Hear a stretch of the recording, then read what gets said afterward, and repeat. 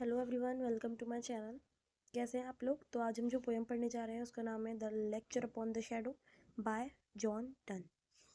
तो John Donne जो थे उनकी लाइफ पीरियड रहा है 1572 से 1631।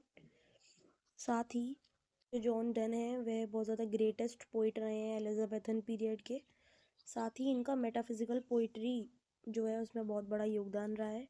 यह जो है फाउंडर माने जाते हैं मेटाफिजिकल स्कूल ऑफ पोइट्री के।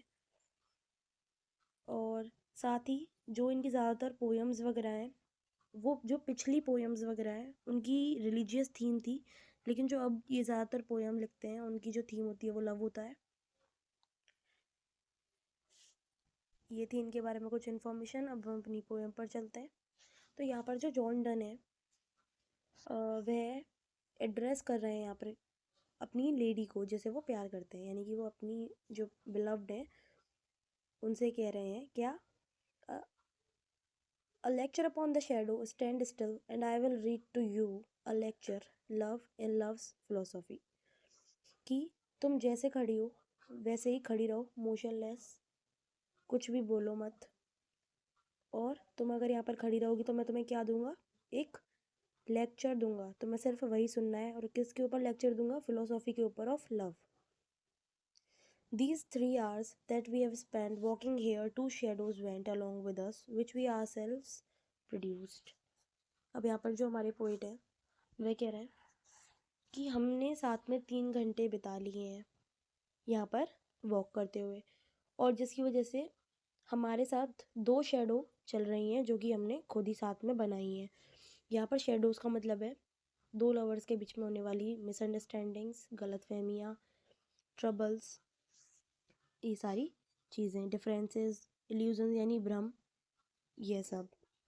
अब वे कह रहे हैं कि हम साथ में चल रहे हैं और हमने दोनों ने ही 2 शैडो बनाई हैं जो कि हमारे साथ चल रही हैं। शैडो यानी हमें इतनी देर हो गई है तो हमने बात वगैरह की, तो हमने मिसअंडरस्टैंडिंग वगैरह भी खुद से ही क्रिएट करी हैं। But now the sun is just above our head, we do those shadows tread and to brave clearness all things are reduced. अब वे कह रहे हैं कि अब क्या है, अब नून हो गया है, मतलब जो सूरज है वो हमारे बिल्कुल सिर के ऊपर आ गया, यानी कि 12 बज गए, आफ्टरनून हो गया है। तो 12 बज गए तो क्या हुआ है, अब उनका टाइम आ गया है कि वे उन शेडोज़ को कुचल कर आगे बढ़ें। शेडोज़ को कुचल कर कैसे? यानी कि जो उनकी मिसअंडरस्टैंडिंग्स हैं, डिफरेंसेस हैं, भ्रम वगैरह है, इल्यूजन वगैरह, उनको कुचल कर अब वो आगे बढ़ें। ये समय आ गया है क्योंकि 12 बज गए। 12 बज गए मतलब नून का क्या सेंस है यहाँ पर, यानी कि जो दोपहर से पहले की शेडो होती हैं वो छोटी होती हैं, तो वो क्या दर्शाती हैं, मिसअंडरस्टैंडिंग को।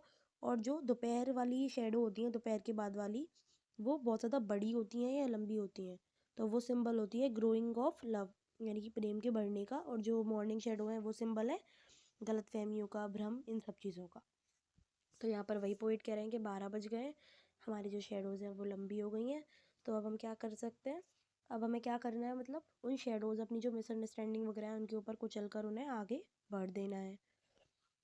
So while star infant loves did grow, disguises did, and shadows flow from us and our cares, but now it is not so। हमारा जो इन्फेंट लव है, यानी कि जो शुरुआती जो प्यार है वो क्या हो गया है, मेच्योर हो गया है।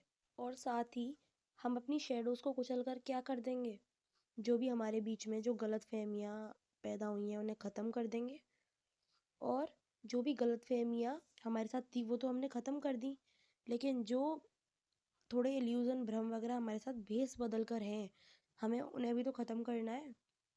और वो हम कैसे करेंगे, अपने लव को मैच्योर करके। तो जो हमारा लव है वो तो मैच्योर हो गया है, लेकिन अभी उसने क्या नहीं किया है, that love has not attend the highest degree. उसने अभी अपनी जो सबसे हाईएस्ट डिग्री है, यानी कि जो चरम सीमा है, उसको अभी प्राप्त नहीं किया है। Which is still diligent lest others see. तो इसी वजह से हमें उस लव के, मतलब उस लव की हाईएस्ट डिग्री को अटेन करने के लिए बहुत ज़्यादा हार्ड वर्क करना पड़ेगा, एक दूसरे के लिए लॉयल, सिंसियर रहना पड़ेगा। और जो हमारा जो म्यूचुअल लव है, आपसी प्यार है, उसे बनाए रखना होगा, तभी हम लव की हाईएस्ट डिग्री को अटेन कर पाएंगे। यहाँ पर ये भी बताया गया है, चाहे नून हो गया है, दोपहर हो गया है, लेकिन अभी हमने जो अपनी लव की हाईएस्ट डिग्री है उसे अटेन नहीं किया है।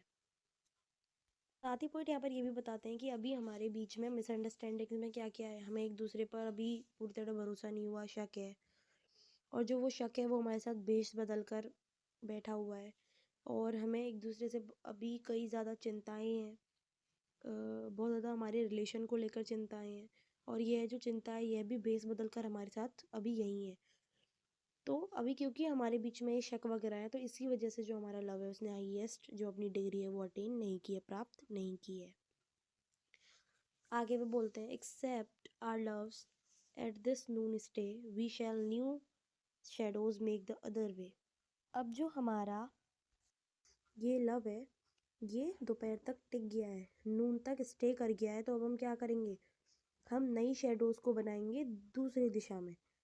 यानी कि अब तक तो जो सूरज था वो बिल्कुल सिर पे था, लेकिन अब वो कहाँ जाएगा, ईस्ट साइड में। तो इससे क्या होगा, और जो शेडोज हैं और भी ज़्यादा लंबी होंगी। तो अब क्या कह रहे हैं पॉइंट, हम अपनी जो थ्योरी है लव की उसको और भी ज़्यादा परफेक्ट करेंगे। As the first were made to blind others, these which are come behind will work upon ourselves and blind our eyes. यहाँ पर पोएट कह रहे हैं कि जैसे जो सूरज की जो रोशनी होती है वह बना देती है किसी की भी आंखों को अंधा, चौंधिया देती है आंखों को, उसी प्रकार जो लवर्स होते हैं वो भी मिसअंडरस्टैंडिंग की वजह से एक दूसरे की जो अच्छाइयाँ होती हैं उन्हें देख नहीं पाते, और इन मिसअंडरस्टैंडिंग्स की वजह से बिल्कुल अंधे हो जाते हैं।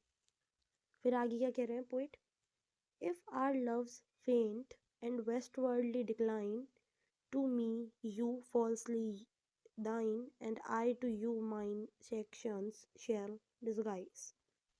अब यहाँ पर पोइट कह रहे हैं कि हमारा जो लव है अगर वो थोड़ा सा भी फेंट कमज़ोर होता है एक दूसरे के लिए, तो वो क्या होगा, वेस्ट वर्ल्डली डिक्लाइन, यानी कि जो लव है वो ख़त्म हो जाएगा। कैसे, जैसे जो सन है वह वेस्ट की तरफ डूबता है ना, बिल्कुल वैसे ही जैसे सूरज जो है वेस्ट की तरफ धीरे धीरे ढलता जाता है, उसी तरह जो हमारा लव है वो भी सूरज की तरह ही धीरे धीरे ढल जाएगा। आगे वे कहते हैं कि अगर अपनी बिलव्ड से कह रहे हैं कि अगर तुम्हें मुझ में थोड़ी सी भी कुछ भी खराबी दिखाई दे रही है, फॉल्सली यानी मेरी कोई भी हरकत अच्छी नहीं लग रही है, कुछ भी खराबी दिखाई दे रही है, तो मैं ना जितने भी मेरे एक्शंस हैं उन्हें डिस्गाइज मानी चेंज कर लूँगा तुम्हारे लिए। अगर जो भी मेरी बुरी आदतें हैं मैं उन्हें छोड़कर तुम्हारे लिए बदल जाऊँगा। The morning shadows were away but these grow longer all the day. यानी कि अब जो मॉर्निंग शेडोज है ना, यानी कि जो मॉर्निंग शेडो मैंने आपको बताया था किसको सिंबलाइज करती है, मिसअंडरस्टैंडिंग, गलत फहमियों को, वो जो है ना वो तो दूर होती जा रही हैं। But these grow longer all the day, लेकिन जो आफ्टरनून वाली शेडो है ना वो क्या हो रही हैं, वो बढ़ती जा रही है, यानी कि जो लव है वो ग्रो होता जा रहा है। बट ओ, लेकिन ये क्या, जो लव के डे की अवधि होती है ना, यानी कि जो लव की अवधि होती है वो बहुत ज़्यादा शॉर्ट कम होती है। इफ़ लव डे की, अगर जो प्रेम है अगर वो टूट जाता है, किसी के प्रति कम हो जाता है, तो जो लव की अवधि होती है ना वो बहुत ज़्यादा कम हो जाती है। अब ये जो दो लाइंस हैं लास्ट की, इनमें पोएम का कंक्लूजन है, लव इज़ अ ग्रोइंग और full constant light and is first minute after Noon is night.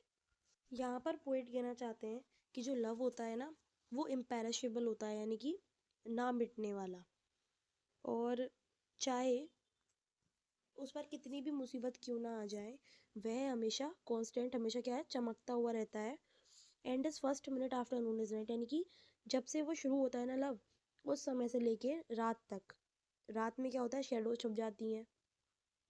तो ये बोल रहे हैं यहाँ पर पोएट कि जो लव है वो हमेशा बढ़ता ही रहता है, और जो उसकी चमक होती है ना, लव की जो लाइट होती है वो रात होने के बाद भी चमकती ही रहती है, अपने पहले मिनट से लेके रात तक। और अगर वह ट्रू लव हो तो वो हमेशा कांस्टेंट होता है और अचीव करता है, प्राप्त करता है क्या, अपनी हाईएस्ट डिग्री रात होने के बाद भी।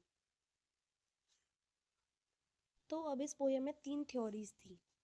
पहली कि लंबी शेडोज जो होती हैं वो ग्रोइंग ऑफ लव को सिंबलाइज करती हैं, तो जैसे जैसे जो शेडोज है वो लंबी होती जाएंगी वैसे ही हमारा जो लव है वो मैच्योर होता जाएगा, पहली थ्योरी।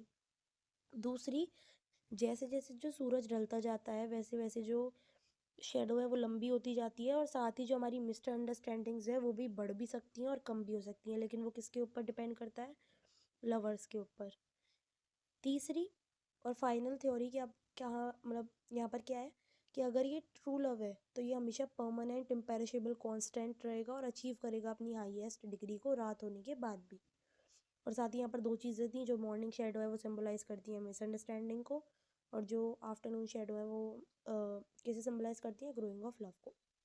ये थी तीन थ्योरी, और साथ ही इसमें दो कंक्लूजन भी निकलते हैं। पहला कि अगर जो लव है वो ट्रू लव है तो वो हमेशा आगे ही बढ़ता जाएगा, अपनी हाईएस्ट जो डिग्री है उसे अटेन करेगा, और रात होने के बाद भी उसकी जो लाइट है वो चमकती रहेगी।